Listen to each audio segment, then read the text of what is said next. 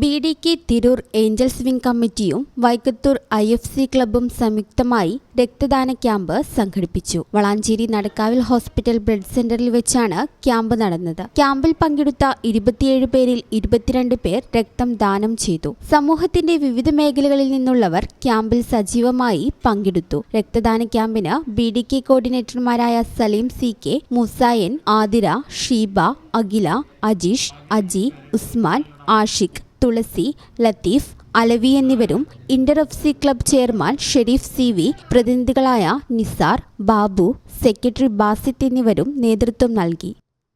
ഈ channel news Valanchery. Nadakkavil hospital academy of paramedical sciences, Nadakkavil hospital building, Valanchery, Malappuram. Phone number 04942084 010 7034 07 1111.